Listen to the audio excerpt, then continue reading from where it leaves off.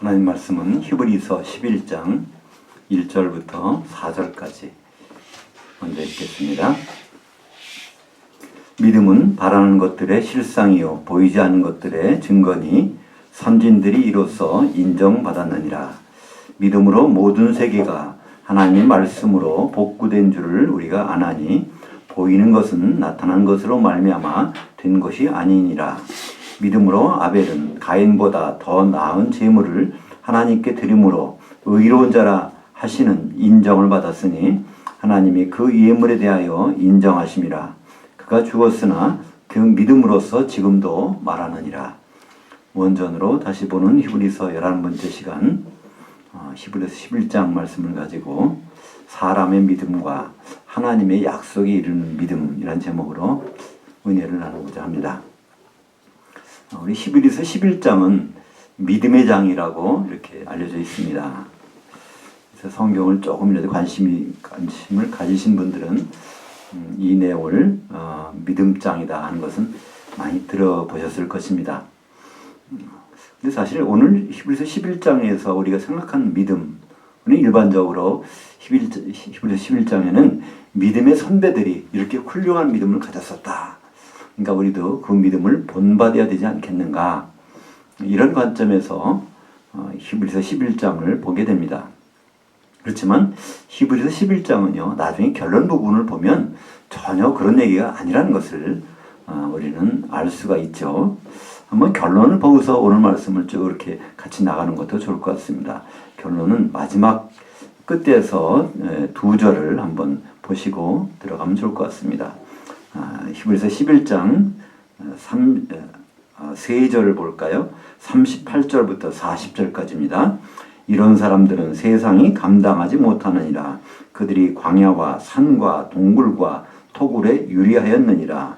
이 사람들은 다 믿음으로 말미암아 인정은 받았으나 그 약속은 받지 못하였으니 이는 하나님이 우리를 위하여 더 좋은 것을 예비하셨은즉 우리가 아니면 그들로 온전함을 이루지 못하게 하려 하시니라. 그러니까 구약에 나오는 그 믿음의 선진들, 믿음의 선배들, 그들이 믿음이 훌륭하긴 하지만 그들은 믿음은 어디까지나 불완전하다는 것입니다. 그러니까 우리가 완전히 이루어야만이 그들이 믿음을 완성시킬 수 있다는 것을 우리에게 말씀하고 있죠. 우리 보통 그 400m 계주 같은 경우에서 우리는 이걸 봅니다. 그죠? 첫 번째 주자 열심히 뜁니다. 그죠? 두 번째, 세 번째까지. 아무리 이들이 열심히 뛰어도요. 하지만 뛰고서 마지막에 기다립니다. 마지막 주자가 제대로 뛰어야 이게 사실은 그 상을 같이 받게 되는 것이죠. 마찬가지로 우리가 지금 가지고 있는 이 책무라는 것은요, 책임과 의무라는 것은 엄청나다는 거예요. 우리만 믿고 구원받고 하나님 앞에 간다. 이거에 끝나는 것이 아니라 우리의 믿음을 바라보고 있는 믿음의 선배들이 이렇게 많다는 것을 히브리서 11장에서는 우리에게 말씀해 주고 있습니다. 원래 믿음이란 단어는요, 헬라말로 피스티스라고 하는데, 이 피스티스라는 것은 그 페이도라고 하는 헬라어 동사, 설득시키다, 라고 하는 그 동사의 과거분사형입니다. 영어식으로 하면. 그러니까 설득당하다라는 뜻이죠. 그러니까 믿음이라는 것은 한마디로 설득당한다는 그런 뜻입니다. 오늘 믿음을 보니까 믿음은 바라는 것들의 실상이요 보이지 않는 것들의 증거니. 그러니까 바라는 것이나 보이지 않는 것, 그러니까 눈에 안 보이는 것입니다. 그죠? 근데 바라는 것의 실상, 정확히 말하면 실체라는 뜻입니다. 영어로 하면 substance라고 할 수 있죠. 어떤 물체, 본질적인 것. 그 본질적인 것을 그건 우리가 바라긴 하지만은 그 본질적을 놓고는 바라지 않습니까? 그 실체를, 그거를 다가갈 수 있는 유일한 것이 바로 믿음이라는 것이죠. 또 하나는 보이지 않는 것들을 확신할 수 있는 것. 우리는 이 주님이 오신다는 것, 공중으로 오신다는 것, 그 확신하잖아요. 모르겠습니다. 저는 그거 확신하거든요. 그건 왜 그랬을까요? 그런 믿음이 있거든요. 그죠? 제가 뭐 믿음을 많이 쌓아서 그런 것이 아니라 그런 믿음이 그냥 갖게 됩니다. 그래서 주님이 공중으로 오신다는 것, 재림하신다는 것에 대해서 확신을 갖고 있어요. 그것은 바로 이 믿음 때문에 그렇습니다. 그래서 이러한 믿음 때문에 믿음의 선배들은 누구에게? 하나님께 인정을 받았다는 것입니다. 우리말 번역으로서는 이로써 선진들이 이로써 증거를 얻었느니라 그런 단어가 여기서 그러니까 확증받았느니라 그러니까 인정을 받았다는 뜻입니다. 여기 나오는 증거받았다 증거 쭉 나오는 것이에요. 우리말로 번역할 때 하나님께 그 믿음을 그걸 인정받았다 이렇게 생각하시면 더 쉬운 번역이고 문맥으로서 맞는 번역일 것 같습니다. 3절에 보니까 유명한 말씀이죠. 믿음으로 모든 세계가 하나님의 말씀으로 복구된 줄을 우리가 아나니 보이는 것은 나타난 것으로 말미암아 된 것이 아니니라. 그러니까 우리가 지금 이 세상의 만물들을 보고 있습니다. 그죠? 이게 근본이 아니라 이거 뒤에 이것을 이렇게 하신 분이 있다는 거예요. 그죠? 그럼 우리는 그 하신 분이 있다는 사실을 우리는 믿음으로 알 수 있단 말이에요. 분명히 그런 분, 우연히 생긴 것이 아니라 이것을 이렇게 복구하신 분이 이것을 그냥 우리말로만 번역해 보면 믿음으로 모든 세계가 하나님의 말씀으로 지어진 줄 우리가 아나니 이렇게 번역됐는데요. 이건 지어졌다는 뜻이 아닙니다. 거기에 이제 헬라어로는요 카타르티조라는 단어인데요. 이 카타르티조라는 것은 찢어진 그물을 깁는다는 뜻입니다. 예수님이 그 베드로와 안드레를 먼저 부르시고 좀 지나가다가 그 야고보와 그 요한 세베대 아버지와 함께 그물 깁는 것을 보시고 그를 부르시니까 그들이 아버지와 그물을 버려두고 예수님을 쫓으니라 할 때 그물 깁는 것 그 단어가 바로 카타르티조입니다.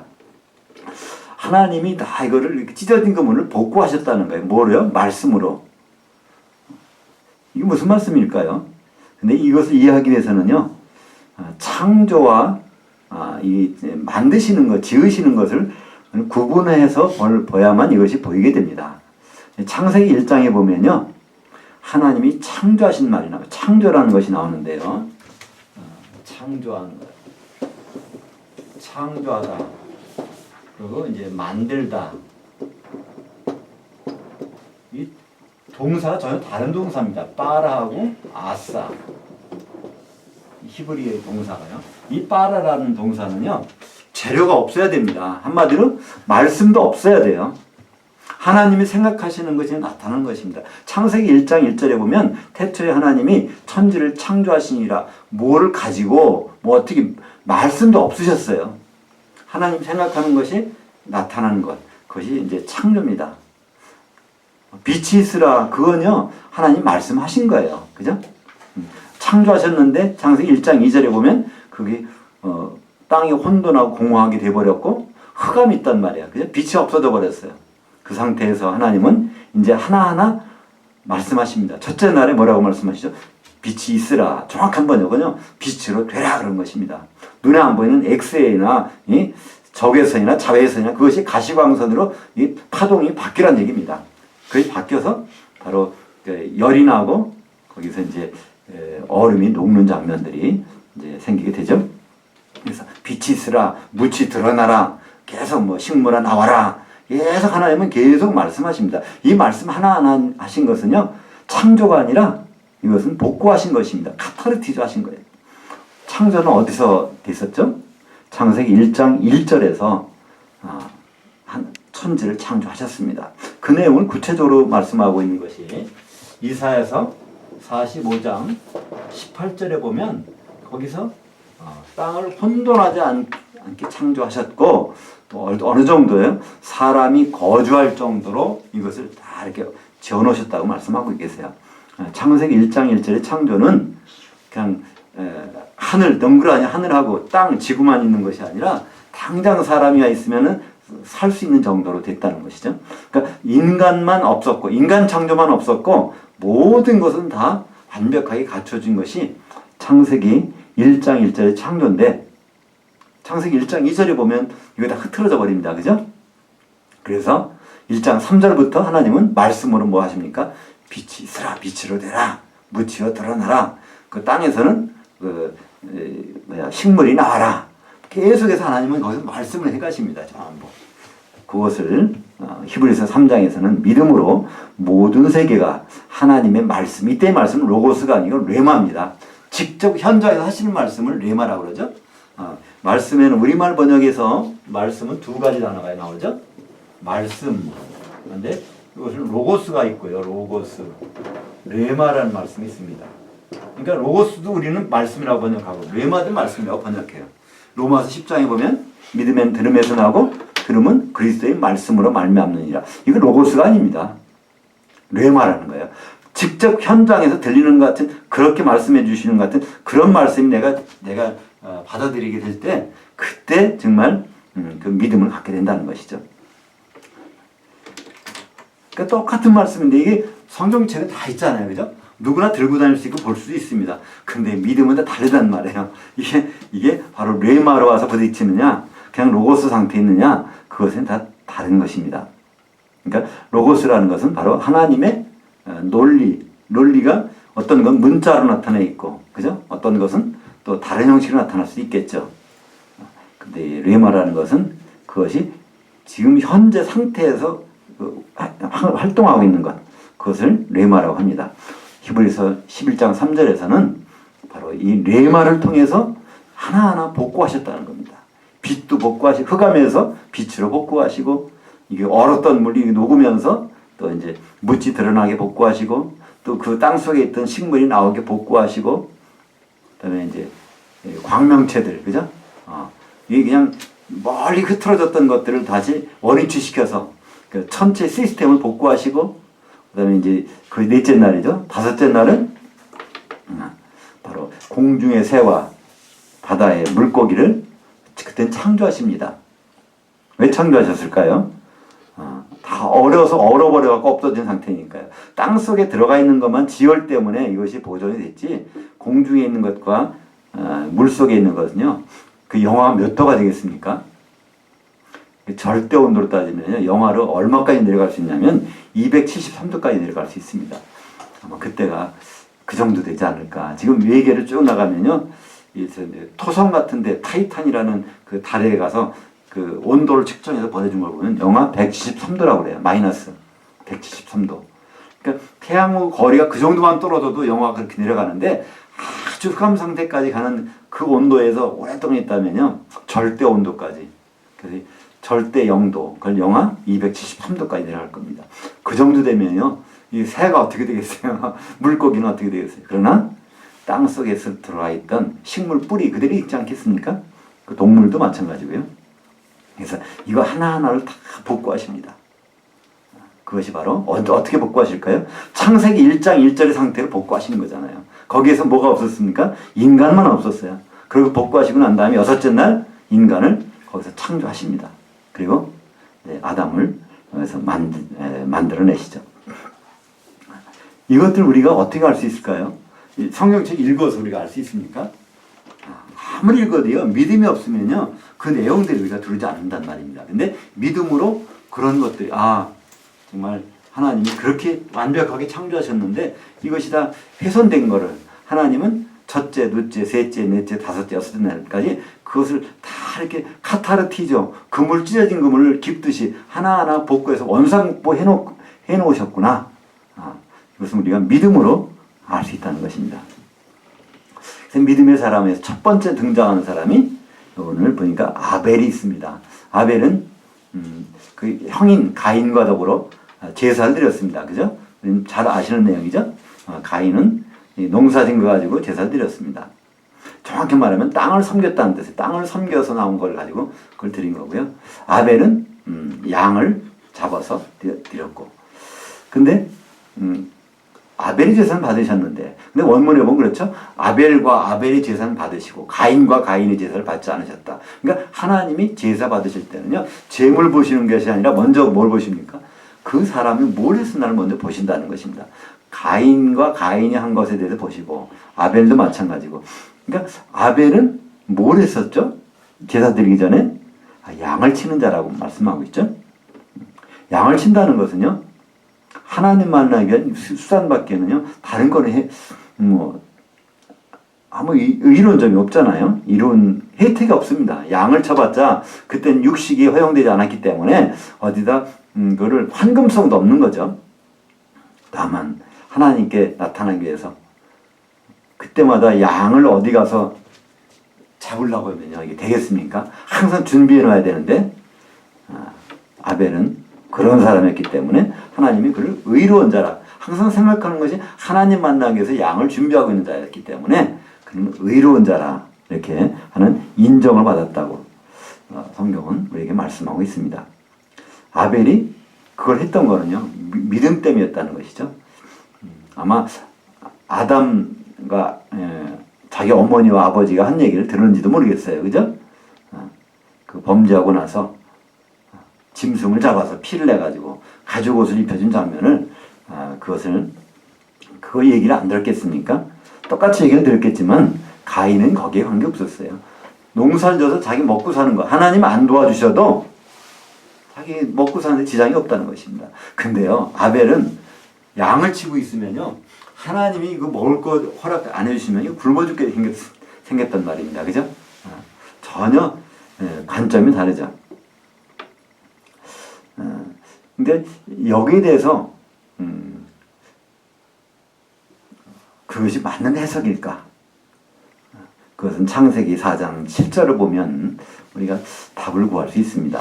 이제 제사 지난 다음에 아벨에 대해서는 받고 동생에 대해서는 받고 자기는 안 받으니까 가인이 저 얼굴빛이 상했다고 그랬어요.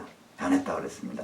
근데 하나님이 나타나셔서 너 왜 그러냐 하면서 하신 말씀이 네가 선을 행하면 어찌 낯을 들지 못하겠느냐. 우리말 번역이 이렇게 돼 있습니다. 근데 정확한 번역은요, 이게 과거 진행형입니다. 내가 평소에 선을 행하고 있었더라면 이 제사가 이게 연락이 안 될 리가 없다는 겁니다. 이 선이라는 뭘까요? 하나님을 기쁘시게 하는 겁니다. 하나님이 기쁘신 일을 내가 평소에 했다면, 오늘만 한 것이 아니라 평소에 했다면 이게 연락이 안 될 리가 없지 않느냐. 그러니까 가인은요, 평소에는 하나님에 대한 생각이 없었던 것 같아요. 아벨은 하나님에 대한 생각을 하고 있었고, 그러니까 하나님은 그것을 여기서 지적해내시는 것입니다. 우리가 그러면 주일 성수다라는 말을 많이 쓰죠. 다른 때는 그래도 적당히 해도 이 주일날만큼은 우리가 정성스럽게 옷도 좀 잘 입고 모든 행동도 조심하고 물건 사는 것도 가급 좀 절제하고 주일날만큼은 하나님께 예배를 헌신해야 된다, 그런 말씀합니다. 근데 성경은 그렇지 않습니다. 오히려 평소에 뭘 하고 있었느냐, 그걸 더 관심하고 있단 말이죠. 하나님은 그걸 보시는데 우리가 그걸 만족시키려면 어떻게 해야 될까요? 믿음이 있어야 된다는 얘기입니다. 그죠? 하나님께 설득당한 사람만큼이 그런 일을 할 수 있겠죠. 두 번째 나오는 사람이 에녹입니다. 에녹은 믿음으로 에녹은 죽음을 보지 않고 옮겨졌으니 그를 옮기심으로 다시 보이지 아니하였더라. 그는 옮겨지기 전에 하나님을 기쁘시게 하는 자라 하는 인정을 받았느니라. 그러니까 에녹을 보면요, 65세 이후에 65세 때 아들을 낳고 이름을 무두셀라라고 짓고 그 다음부터 하나님과 동행했다는 것입니다.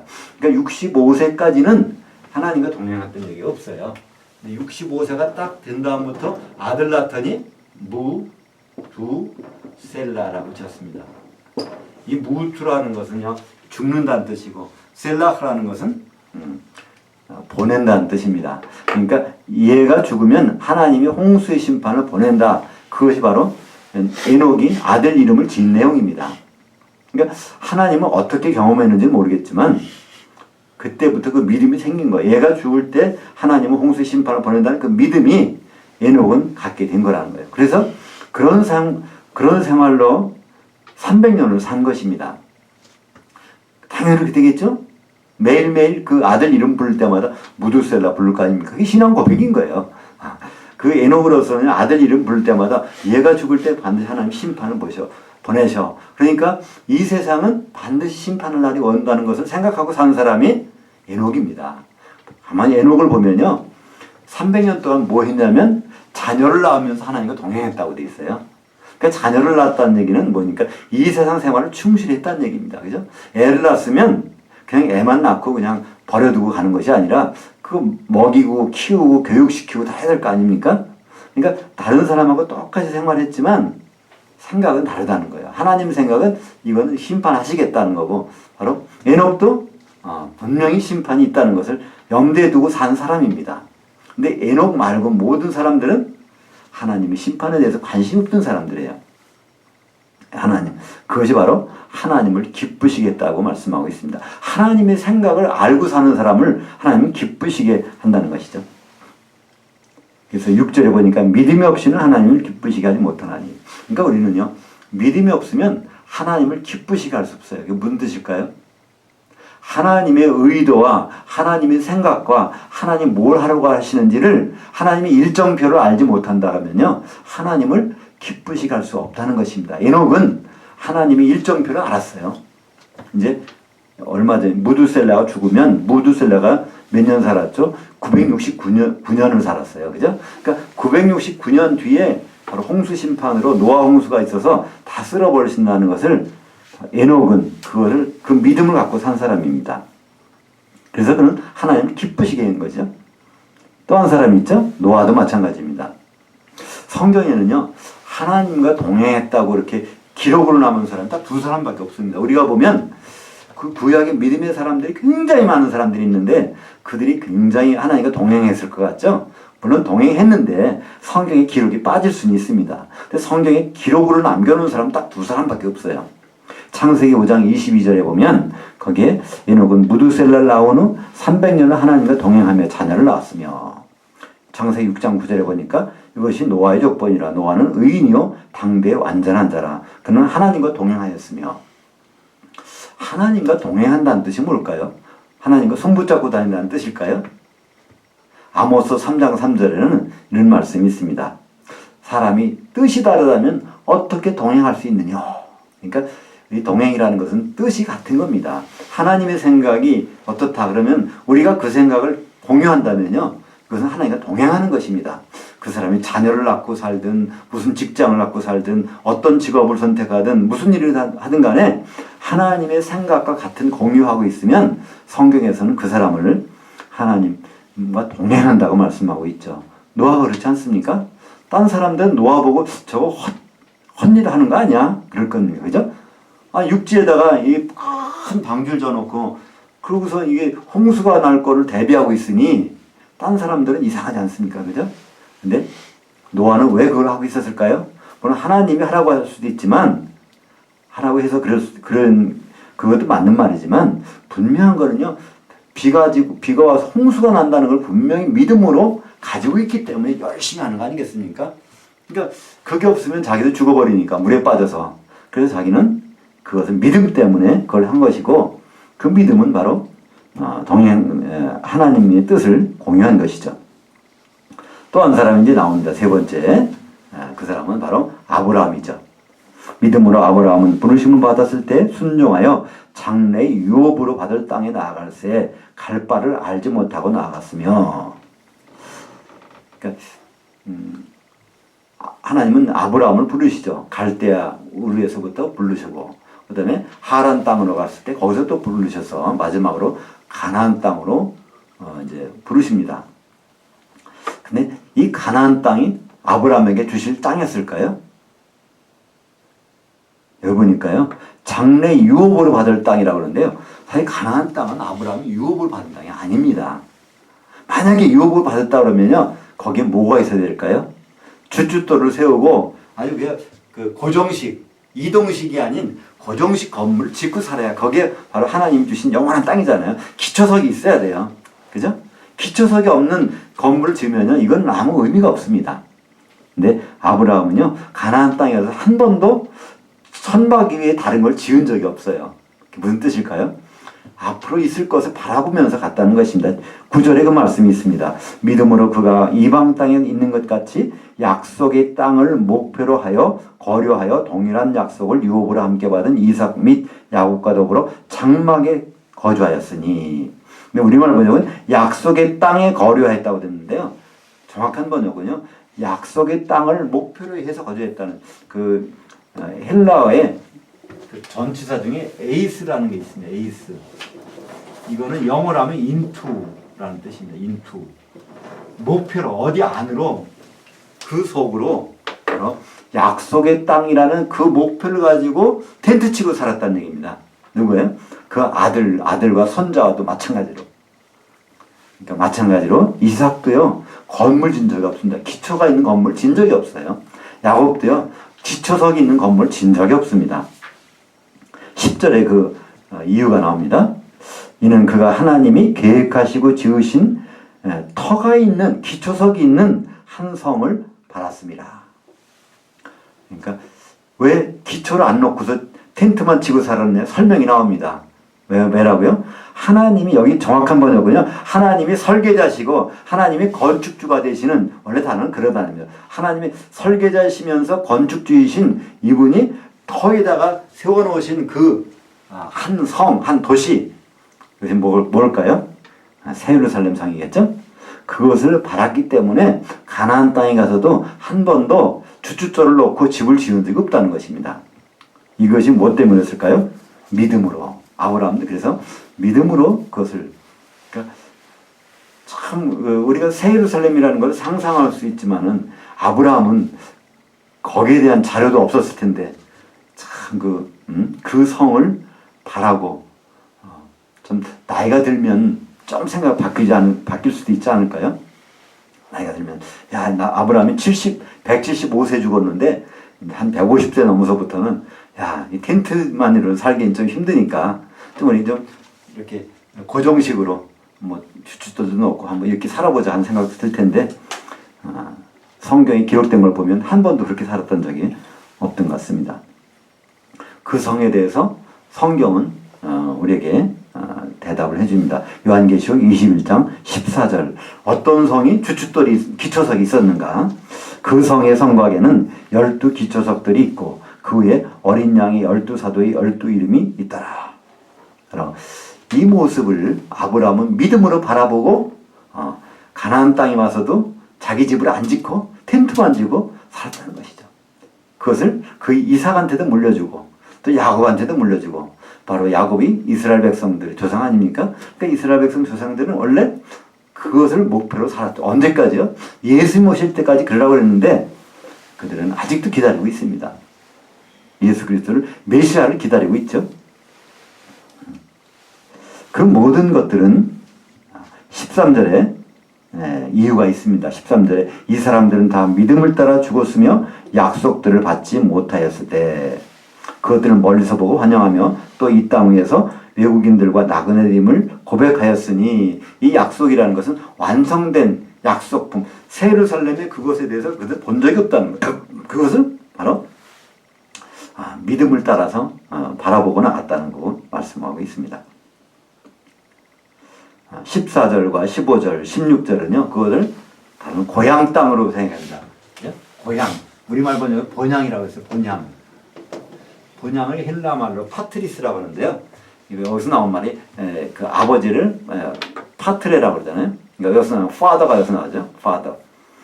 아버지의 땅, 그것을 바로 파트리스라고 하는데 그것을 우리말에서는 본향이라고 했습니다. 그러니까 그들이 아버지 땅이 진짜 자기 고향 땅이라고 생각했다면 그로 돌아갈 기회가 있었을 텐데 그거 아니라는 거예요. 갈대아 우리도 자기 고향이 아니고 하란 땅도 아니고 가나안 땅에 와서도 이것도 아니고 하나님이 더 나은 본향을, 그것을 주신다는 것을 믿고 있었다는 것입니다.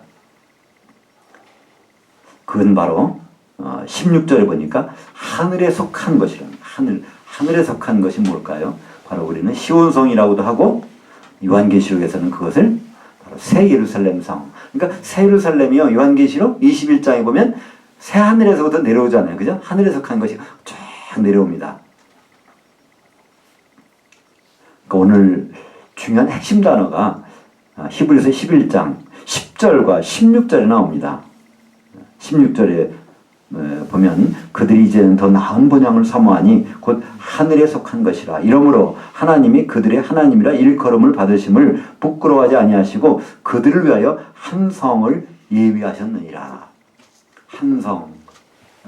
이 성이라는 것은 헬라말로 폴리스라고 합니다. 우리로 하면, 영어로 하면 시티죠. 도시입니다. 근데 도시가 외국에서는 헬라나 그쪽에서는 이게 항상 성이 있었어요. 성 안에.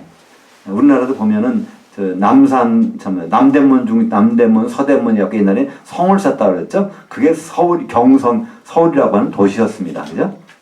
그래서 그걸 성이라고 우리말로 번역했는데 이건 도시입니다. 그것이 세루살렘 성도 마찬가지로 그 도시죠. 하나님이 그것을 예비해 놓고 거기 갈 때까지 여기서는 뭐 살라고요? 텐트 치고 살라고 그렇게 말씀하셨다는 것입니다. 17절 읽겠습니다. 아브라함은 시험을 받을 때 믿음으로 이삭을 드렸으니 그는 약속들을 영접한 자로 돼 그 외아들을 드렸느니라. 그것을 보니까 여기 우리가 이걸 쭉 읽어나갈 때 언제는 약속 안 받았다고 했다가 언제는 약속 받았다고 했다가 또 약속을 기다린다고 했다가 이게 이렇게 이 번역들이 조금 그래요. 이게 다 다른 단어들인데 번역이. 그러니까 우리도 그렇잖아요. 약속하는 것은요. 내가 이맘때 내가 내일 어떤 좋은 커피 한 잔 대접할게. 그럼 약속을 할 수 있잖아요. 그죠? 근데 아직 약속한 물이 성취된 건 아니에요. 그죠? 그거를 받는 건 또 약속이 성취된 걸 받는 것이 또 별개로 있잖아요. 근데 제가 그런 말씀도 안 드렸어요. 커피를 내일 한 잔 대접하겠습니다는 약속도 안 했어. 근데 아브라함은 그 약속을 받은 사람이라는 거예요. 아브라함한테는 이삭을 통해서 이삭으로 낳을 씨가 바로 거기에서 메시아가 나온다는 그 약속을 아브라함은 유일하게 그걸 받았던 사람이고 아브라함 말고 다른 사람들은요 그 약속도 없었는데 하나님이 뭘 하신 거라는 것을 하나님의 생각을 가지고 쭉 따라왔다는 얘기입니다. 그래서 오늘 특별히 17절에서는요 아브라함은 그 약속 하나님이 직접 받았다는 거예요. 이렇게 하시겠다는. 그러나 그 약속의 결과물은 아브라함도 못 받았죠. 아브라함 이삭을 통해서 하늘의 별과 같이 바다의 모래 같은 손자 손녀를 본 적이 없단 말이에요. 그죠? 그러나 그 약속은 받았어요. 결과물은 받지 못한 것이죠. 그것을 이제 아브라함을 통해서 참 얘기하는 것이 있습니다.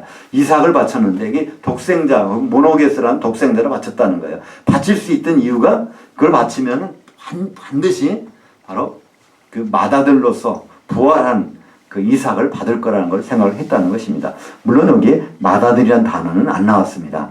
근데 19절에 보니까 그가 하나님이 능히 이삭을 죽은 자 가운데서 다시 살리실 줄로 생각하고 이때 살리실 때 시편 2편 7절에 보면 내가 오늘 너를 낳았도다. 아들을 낳았도다. 바로 그 아들은 맏아들이라는 것을 성경 전체에서는 여러 군데 얘기하고 있습니다.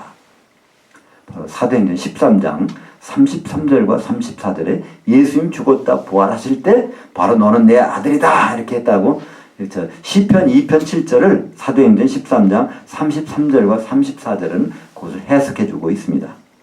마찬가지로 요한계시록 1장 5절에 보니까 또 믿음의 증인으로 죽은 자들 가운데서 맏아들 되시고 땅에 왕들의 머리가 되신 예수 그리스도. 그러니까 죽은 자들이 와서 딱 나올 때는 맏아들로 나오셨다는 것을 말씀하고 있습니다.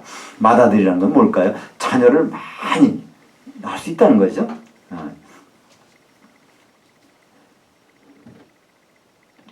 이 모든 것들을 바로 그 믿음으로 이렇게 말씀하고 있습니다. 그 다음에 이삭도 나오고요. 야곱도 나오고 많은 사람들이 나오고 그 다음에 모세도 나옵니다. 이 모든 사람들이 다 믿음으로 했는데 모세의 경우를 보면요. 26절에 그리스도를 위하여 받는 수모라고 말씀하고 있어요. 모세가 그리스도를 위하여 받는 그 능력이 비난이 있었다는 것입니다. 예수님을 알기도 전인데 그죠? 이것은 바로 그 전에 25절에 같은 연관된 문장이 해답을 줍니다. 24절부터 믿음으로 모세는 장성하여 바로의 공주의 아들이라 칭함 받기를 거절하고 왕궁에서 왕자처럼 살 수 있는데 예수님도 그렇잖아요. 하나님과 본체시지만 근데 거기에서 바로 하나님으로 왕으로 계실 분이 그것을 포기하시고 내려놓고 바로 사람으로 돼서 종의 형체를 가져서 내려오셔서 죽기까지 복종하셨다는 말씀이 있지 않습니까? 빌립보서 2장 6절에. 그것이 바로 예수 그리스도의 능력과 똑같은 유사한 내용을 모세도 했다는 것입니다. 바로 왕궁에서 편히 지낼 수 있지만 그 믿음이 있었기 때문에 이것이 끝이 아니라 앞으로 올 영원한 세계 그것이 믿음으로 모세에게 다가왔기 때문에 모세는 그것을 박차고 나갈 수 있었다는 것이죠. 그것을 히브리서 기자는 그리스도를 위하여 받는 수모라고 말씀하고 있습니다. 모세가 왕궁에서 뛰쳐나와서 이스라엘 백성들을 이끌고 나오는 그 일을 선택한 그것을 그리스도를 위하여, 정확한 단어는요 그리스도의 능력입니다. 그리스도의 비난이에요. 그리스도와 똑같은 그런 일을 했다는 것입니다. 그 예수님의 모형으로서 모세가 활동한 것을 말씀하고 있습니다. 왕궁에서 그대로 왕자로서 잘 지낼 수 있는 것을 이스라엘 백성을 인도한 그 사명 때문에 나오게 된 것입니다. 예수님도 하나님으로 보좌에서 계속 앉아 계시면 되는데 그렇지 않고 내려오십니다. 왜 그럴까요? 창세기 3장 22절에 보면 선악과 사건이 나오죠. 그쵸? 그때 선악을 아는 일에 우리 중 하나와 같이 되었으니 성부, 성자, 성령 중에서 한 분은 죽음과 부활을 몸으로 경험해야 되는 그 말씀을 하시자 그 말씀을 설득당하신 거예요. 예수님도 그냥 하나님은 계실 수 있지만 그 말씀을 설득당해서 바로 하나님 그 신분을 내려놓고 빌립보서 2장 6절 이하에 있는 것처럼 사람 모습으로 내려오셔서 십자가에 죽으시기까지 복종하시는 것을 말씀하고 있습니다. 그것이 사실 그 믿음입니다. 여기 쭉 나오는 것은요 사람들의 믿음이에요. 근데 사람들의 믿음은요 거기서 끝나요. 그런데 중요한 거는요 예수님의 믿음은 다르다는 거예요. 예수 그리스도의 믿음은 선악과를 직접 경험하셔서 설득당하셔서 그 한 것 때문에 우리를 구원하실 수 있는 믿음입니다. 그죠? 여기 나오는 그 아벨의 믿음이나 또 에녹의 믿음, 노아의 믿음, 아브라함의 믿음, 이 사람 믿음들은요 다 개인의 시작에서 개인으로 끝나는 것입니다. 그러나 예수님의 믿음은요 그게 아니라는 것이죠. 그래서 38절에 이런 사람들은 세상이 감당하지 못하느니라. 그래서 구약에 나온 믿음으로 사는 사람들은 도저히 세상 사람들이 이 사람 감당할 수가 없어요. 이 사람 죽인다고 해도 죽일 테면 죽여보라는 거예요. 떳떳하게 죽지 않습니까? 물론 신약 구약 사람은 아니지만 신약에 보면 스데반 이 사람은요 성령이 충만한 사람이었어요. 설교하다가 사람들이 돌을 던집니다. 근데 돌을 그냥 맞아서 죽어버려요. 그러니까 어떻게 더 이상 해볼 수가 없는 거예요. 죽으면서 뭐라 그러죠? 주여 저들이 하는 걸 모릅니다. 저들 용서해 주세요 하고 죽는 거예요. 그러니까 세상 사람들이 어떻게 해볼 수가 없는 겁니다. 죽여도 더 이상 그 다음 것을 할 수 없기 때문에. 근데 이 사람들은 세상이 감당을 못해요. 그러니까 광야와 산과 동굴과 토굴에서 유리하는 생활, 도저히 이런 보통 생활을 할 수 없는 환경이 와도 이렇게 한다는 것입니다. 근데 여기서 특별히 뭘까요? 여기 광야와 산과 동굴과 토굴 이것도 마찬가지로요. 이거 본 추추절이 없는 집이에요. 그죠? 다 보면은 추추절이 없는. 내 이걸 이런 집에서 살 수 있을까요? 본 집이 있다는 것을 알기 때문에 이런 집에도 감지덕지에서 살 수 있다는 것입니다. 그죠? 우리가 여행할 때요. 어떤 데 가면 호텔이 좋은 데도 있고 어떤 데 가면 참 후진들이 있잖아요. 그래도 우리는 여행하면서 그거에 대해서 큰 불평 하잖아요. 그죠? 왜 그렇습니까? 그게 자기 영원히 살 집이 아니니까. 잠깐 지나가는 집이니까. 근데 자기가 영원히 살 집이 그렇게 형편없다면요. 그거 참 그냥 지나갈 문제가 아니겠죠? 39절에 이 사람들은 다 믿음으로 말미암아 인정은 받았으나 하나님께 인정받은 믿음을 갖고 있었다는 겁니다. 그러나 그 약속은 받지 못하였으니 그 약속의 결과물은 한 번도 받은 적이 없다는 거예요. 바로 100m 궤줄 떼는데 1번 주자 100m 열심히 뛰었어요. 2번 주자 또 두 번째 100m를 뛰었어요. 3번 주자 열심히 뛰었습니다. 근데 아직은요 그들이 결과물을 못 받았어요. 그죠? 어떻게 해야 돼요? 결과물을 받을까요? 마지막 주자가 마지막 한 바퀴를 돌고 딱 와야 그 결과물을 받을 거 아닙니까? 믿음도 마찬가지라는 것입니다.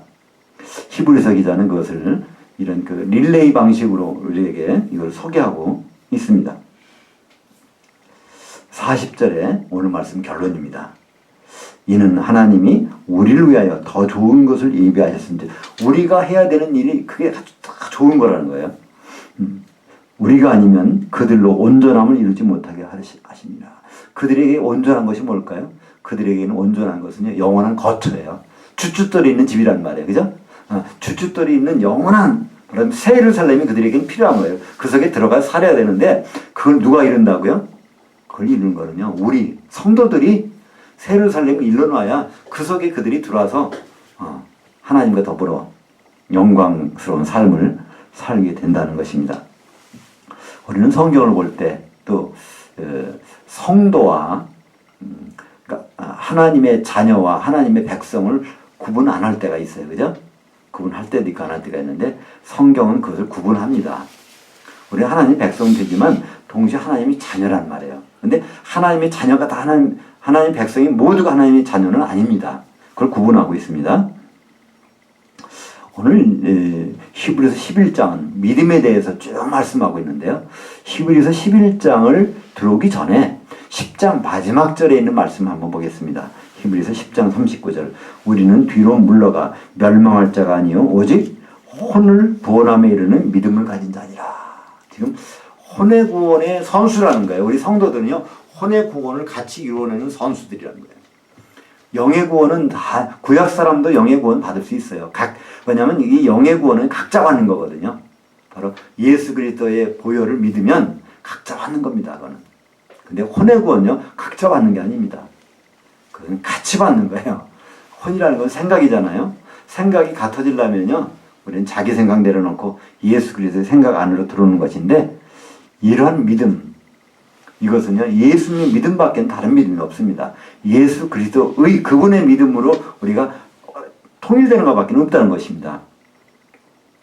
그래서 요한계시록 3장 12절에 보니까 이기는 자는 바로 이제 온전한 성도겠죠? 성전의 기둥이 되게 하신다는 겁니다. 하나님의 성전의 기둥. 그러니까 어떤 건물의 기둥이라면요, 그 건물을 부시기 전에는요, 절대로 거기서 나갈 수가 없어요. 그죠? 그러니까 이기는 자, 성도들, 하나님의 자녀라면 하나님의 성전에 절대로 나가지 않는다는 것입니다. 요한계시록 7장 15절에 바로 하나님은 이 하나님의 장막을 치시는데 어디다 치시는지 성경은 기록하고 있습니다. 그러므로 그들이 하나님 보좌 앞에 있고 그의 성전에서 밤낮 하나님을 섬기며 보좌에 앉으신가 그들 위에 장막을 치시리니. 하나님의 장막을 누구에게요? 기둥에다 치는데 기둥이 누구겠어요? 성도들에게 치신다는 거예요. 근데 요한계시록 7장에 보면요, 뒤에 부분이죠. 앞에 부분은 14만 4천의 인 많은 장면이 나오고, 뒤에 부분은요, 거기에서 흰 옷을 입은 셀 수 없는 많은 무리들이 나오는데 그들이 누구라고요? 이 환란을 통과해서 나오는 자들이라는 거죠. 모든 성도들입니다. 근데 그들에다가 그들을 성전의 기둥 삼아서 거기다가 하나님의 장막을 치시는 거예요. 그러니까 이 성도들은요, 장막 속에 사는 사람이 아니라 장막의 기둥들이 되고 장막을 이루는 사람들이고요. 나중에는 새 예루살렘을 이루는 분들이 바로 이 성도들입니다. 그렇게 이뤄놓으면 그 속에 누가 들어올까요? 백보자 심판 때 생명책에 이름 있는 사람들, 구원받은 사람들이 이제 그 장막 안으로, 그 성 안으로 들어오는 장면이 요한계시록에 기록되어 있습니다. 요한계시록 21장 3절 볼까요? 그 백보자 심판 끝나고 나서 그 사람들이 어디로 들어오는지.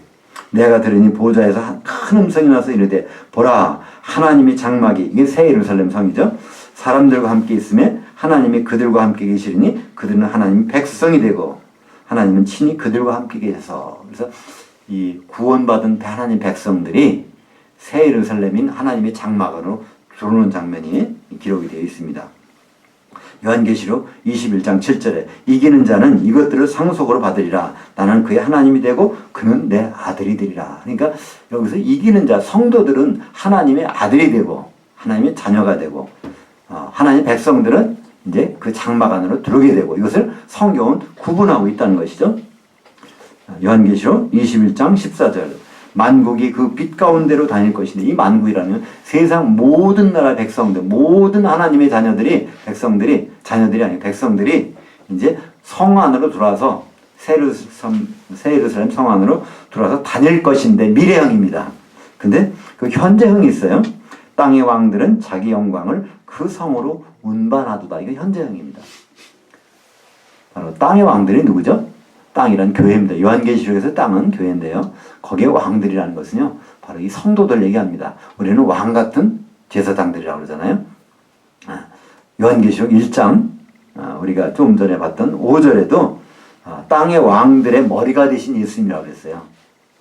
예수님은 교회의 머리신데 땅의 왕들의 머리시라는 거예요. 그러면 교회 구성원들이 머리인데 교회 구성원들이 성도잖아요. 그러니까 땅의 왕들은 바로 성도들입니다. 그러니까 성도들은 자기 영광을 그 성에다가 다 운반해 갖고 있다는 겁니다.